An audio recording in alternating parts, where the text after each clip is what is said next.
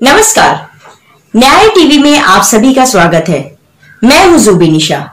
Court roundup की खबरें अब विस्तार से। सुशांत मामले में अब लगभग ये साफ हो चुका है कि उसकी मौत आत्महत्या थी, लेकिन अब भी कई मीडिया चैनल इस मामले को लेकर कई सवाल उठा रहे हैं कि ये आत्महत्या नहीं हत्या है। आखिर क्यों? इसके पीछे क्या कोई एजेंडा है? इसके पीछे क्या कोई राज छिपा है? क्या ये मामला किसी तरीके से बिहार चुनाव तक ये लोग लेकर जाना चाहते हैं? जब सारी रिपोर्ट सीबीआई के सामने आ चुकी है तो केंद्रीय एजेंसी सीबीआई खुलासा करने में वक्त क्यों लगा रही है? ये दर्जनों सवाल देश में उठ रहा है। ऐसे में मुंबई पुलिस कमिश्नर का भी बयान सामने आया है। देखिए, हमारा तो हमेशा ये स्टैंड था that our investigation was a very professional investigation and the Cooper doctors did a very professional job. There was a panel of Cooper doctors which conducted the post-mortem and gave their report, and that report was a very clear report regarding the cause of death. And when the Honorable Supreme Court directed that Bihar FIR be handed over to CBI, so thereafter when the CBI came here, we handed over all the documents, all the evidence to CBI, and we have fully cooperated with the agency. CBI is a very professional agency, and I'm sure they are doing a very professional job of the investigation. ADR investigation normally takes 3 to 6 months to conclude. In fact, some ADRs take 1 year to 2 years also to conclude, so there was no delay in investigation of the ADR. But what we have learned through the media that AIIMS has also come to a conclusion about the cause of death as hanging due to asphyxia and suicidal. तो हमें इस आश्चर्य से we are not surprised at all by this. This was always the finding of the Cooper team also, and which is a very professional team. I have no idea which way CBI is investigating, but it's a very professional agency.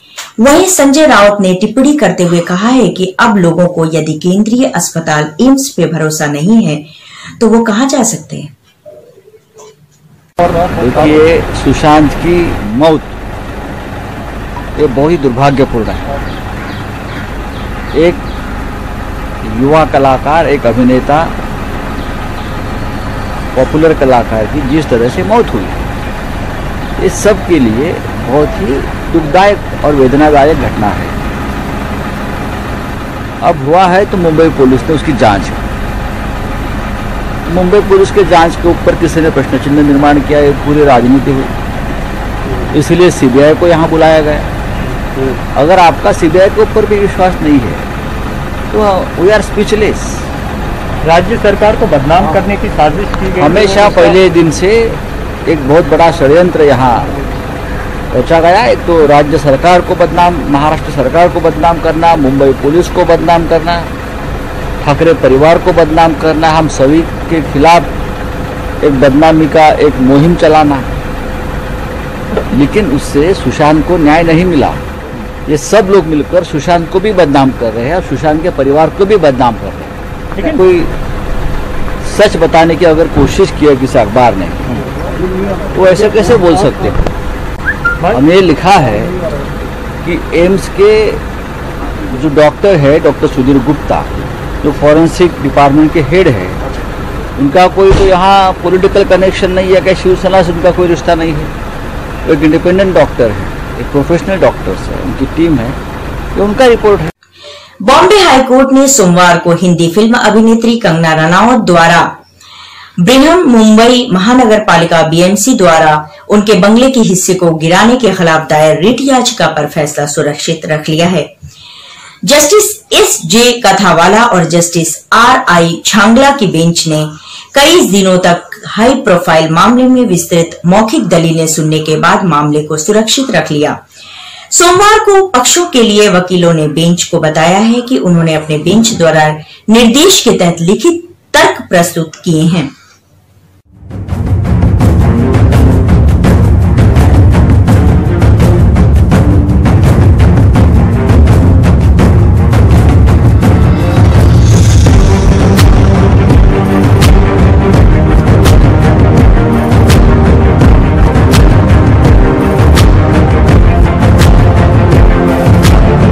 More moratorium मामले में supreme court ने अगली सुनवाई 13 अक्टूबर तक के लिए टाल दी है।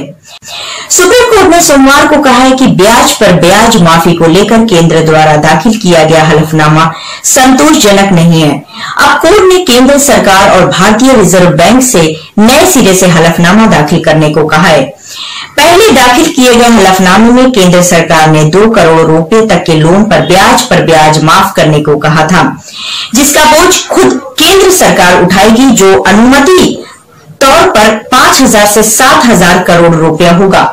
जस्टिस अशोक भूषण की अध्यक्षता वाली 3 जजों की पीठ ने कहा है कि केंद्र सरकार के हलफनामे में 7 सितंबर की कमेटी के रिपोर्ट के अनुसार विशेष क्षेत्र के उपायों के संबंध में कुछ भी नहीं है और केंद्र अपने नीतिगत निर्णयों के कार्यान्वयन के लिए उठाए गए कदमों के बारे में भी जानकारी नहीं दी है। पीठ ने अपने आदेश में कहा है कि विभिन्न याचिकाओं द्वारा उठाए गए मुद्दों के साथ हलफनामा न्यायिक है। पीठ में अन्य 2 जज न्यायमूर्ति आर सुभाष रेड्डी और न्यायमूर्ति एम.आर. शाह शामिल हैं।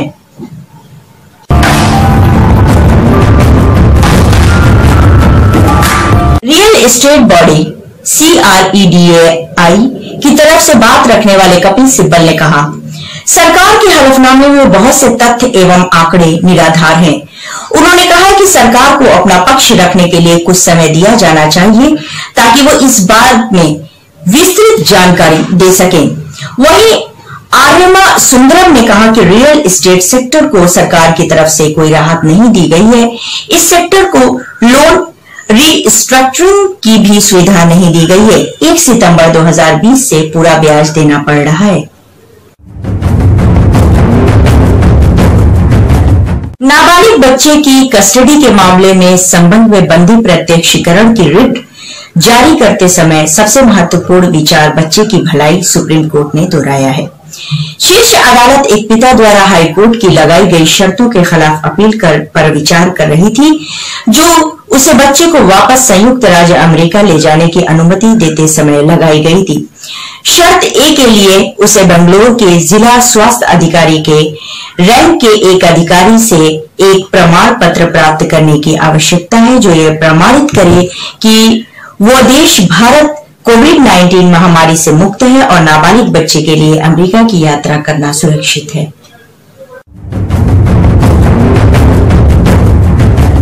गुजरात उच्च न्यायालय ने शुक्रवार 2 अक्टूबर को उच्च न्यायालय से जमानत आदेशों के डिजिटल हस्ताक्षरित प्रतियां जिला अदालतों को भेजने के लिए ई-रिट मॉड्यूल शुरू किया।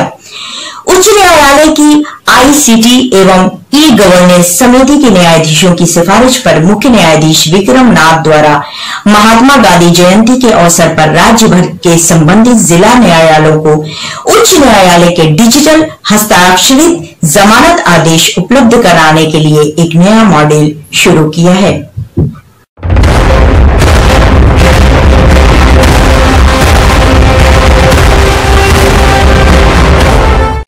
हाईकोर्ट ने बुधवार 30 सितंबर को निर्देश किया कि कानपुर, गोरखपुर, प्रयागराज, वाराणसी और लखनऊ जोन में तबलीगी जमात के सदस्यों के खिलाफ लंबित मामलों को मुख्य न्यायिक मजिस्ट्रेट लखनऊ को हस्तांतरित कर दिया जाए। इसी प्रकार आगरा और मेरठ जोन में लंबित मामलों को मुख्य न्यायिक मजिस्ट्रेट मेरठ को स्थानांतरित किया जाना चाहिए। बरेली जोन में लंबित मामलों को मुख्य न्यायिक 10 मजिस्ट्रेट बरेली को स्थानांतरित किया जाना चाहिए। उपरोक्त जोन के अंतर्गत आने वाले जिलों के नाम जजमेंट में दिए गए हैं। जामिया मिल्लिया इस्लामिया विश्वविद्यालय के छात्रों ने ट्यूशन फीस के साथ जिन सेवाओं का लाभ छात्रों ने नहीं उठाया है, उनका शुल्क माफ करने की मांग करते हुए जामिया के छात्रों ने दिल्ली हाईकोर्ट में याचिका दायर की। जामिया की फैकल्टी ऑफ लॉ के छात्रों द्वारा दायर की गई याचिका में तर्क दिया गया है कि कैंटीन, विकास शुल्क, सांस्कृतिक गतिविधियों आदि के तहत शुल्क वसूलना अनैतिक है, क्योंकि शारीरिक कक्षाओं के विलंबन के कारण ही छात्रों द्वारा सेवाओं का लाभ नहीं उठाया जा रहा है। सुप्रीम कोर्ट ने कहा है कि कोई कोर्ट एक अभियुक्त की जमानत याचिका मेरिट के आधार पर सुनने में सिर्फ इसलिए इंकार नहीं कर सकता है कि वो वाद निपटारे के लिए पूर्व में किए गए प्रस्ताव पर अमल करने में विफल रहा था। न्यायमूर्ति एल नागेश्वर राव की अध्यक्षता वाली खंडपीठ ने कहा कि टिप्पणी करते हुए मद्रास हाईकोर्ट के उस फैसले को दरकिनार कर दिया जिसमें अभियुक्त की जमानत याचिका इस आधार पर खारिज कर दी गई थी कि वो वाद निपटारे के लिए किए गए अपने वादे को पूरा करने में विफल रहा था।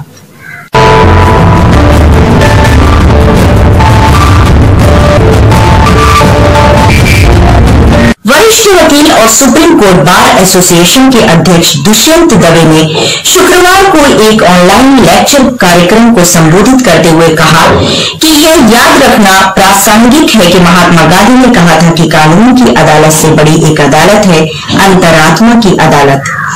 उन्होंने कहा है कि अन्याय को खत्म करने के लिए कानून पर भरोसा करने के बजाय प्रबुद्ध जनता की राय मौजूदा समय की मांग है। दवे मानव अधिकार वकील गिरीश पाटे की पुण्यतिथि के मौके पर बोल रहे थे, जिनका साल 2018 में निधन हो गया था। आज बस इतना ही। आप बने रहिए न्याय टीवी के साथ। मुझे जुबी निशा को दीजिए इजाजत। नमस्कार।